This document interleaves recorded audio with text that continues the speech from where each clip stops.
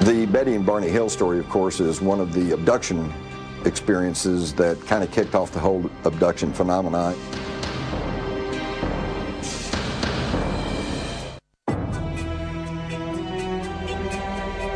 The case of Betty and Barney Hill remains the seminal alien abduction tale. It stands as the first ever recorded encounter with the Greys, the alien species most often observed visiting Earth. It allegedly occurred on the 19th of September 1961 near Portsmouth, New Hampshire, USA.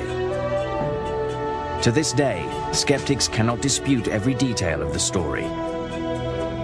Believers see the Hills incident as the defining moment in Grey history, when the world awoke to the troubling phenomenon of alien abduction. In her last on-camera interview, the late Betty Hill shared her experience.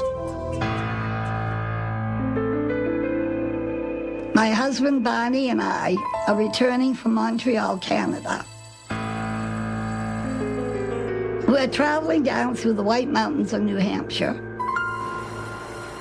when we suddenly spot what we thought was a new star in the sky. And as we watched this,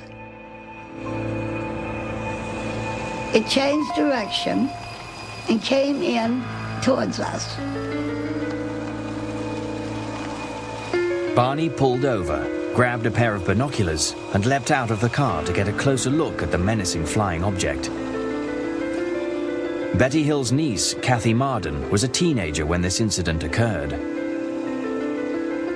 At that time, through the binoculars, he saw the leader, what he called the leader, and crew members. There were people looking down at him. And as he's watching, it began to descend.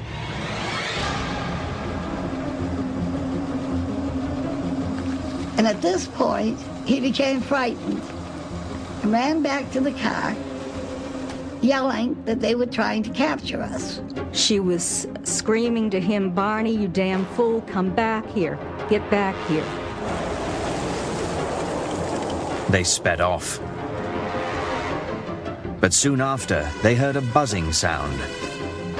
They turned onto a logging road and stopped.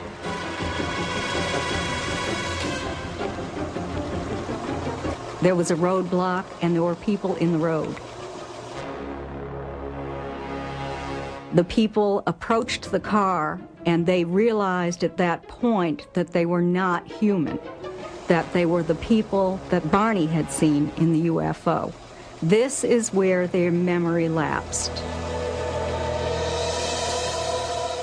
The next thing they fully consciously remembered was they were driving down the highway again, and they proceeded home. When the Hills noticed the time, they realized that about 2 hours had elapsed that neither of them could account for.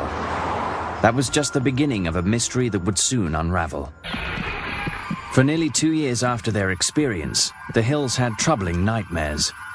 They went to several medical specialists and were eventually referred to Dr. Benjamin Simon, a highly respected Boston psychiatrist and neurologist with an extensive background in hypnotic therapy. Dr. Simon told us these UFO people had caused us to have amnesia. And Dr. Simon removed the amnesia so that we could remember clearly all that had happened. They took us on board the craft, their craft,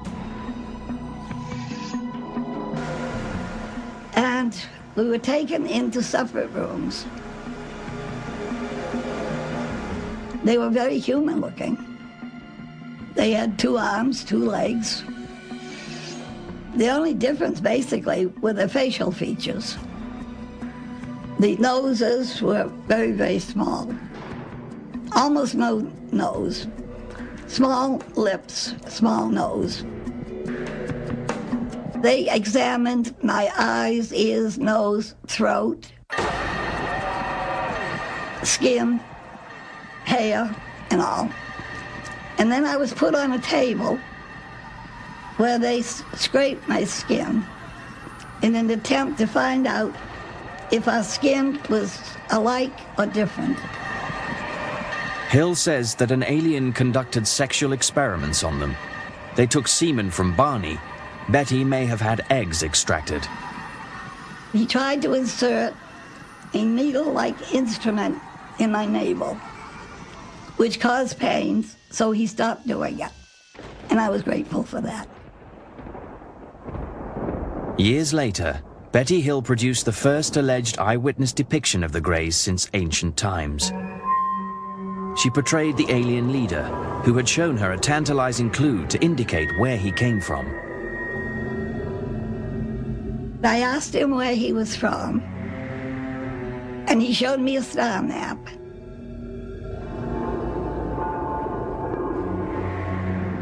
In a hypnotherapy session a few years after her encounter, Betty drew a map of an alien star system. At the time, experts could not identify it. But then in 1966, Marjorie Fish, an enterprising ufologist and amateur astronomer, became fascinated by Betty Hill's star map. Fish spent the next 7 years examining the map and constructing models, trying to match it to a known star system.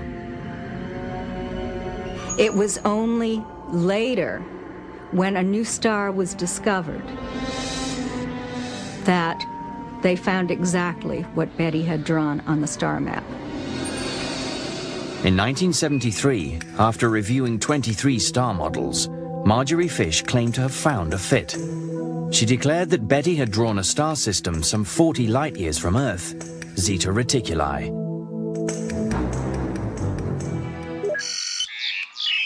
At the California Institute of Technology, Dr. Charles Beichmann, one of the world's foremost astronomers, examined Zeta Reticuli. We have no way that to possibly travel that far.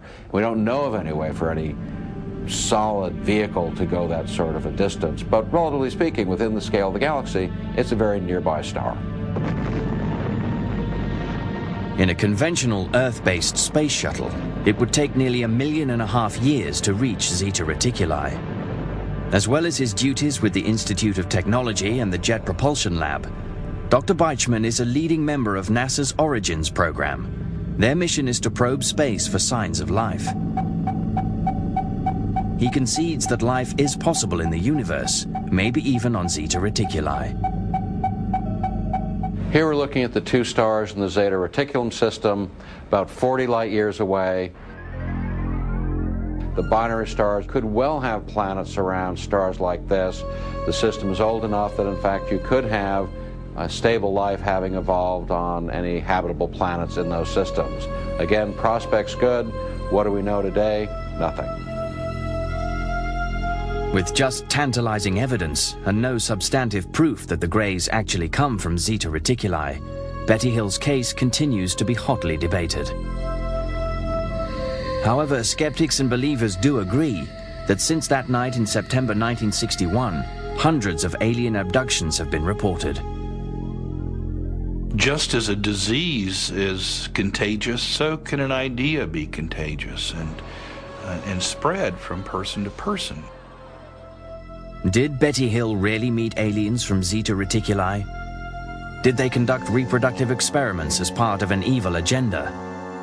Are the people claiming to have been abducted reporting the truth? They're dreaming with their eyes open. So they have these hypnopompic, or upon awakening, hallucinations. That's the tactile sensations, the lights, the buzzing, and especially the sense of presence.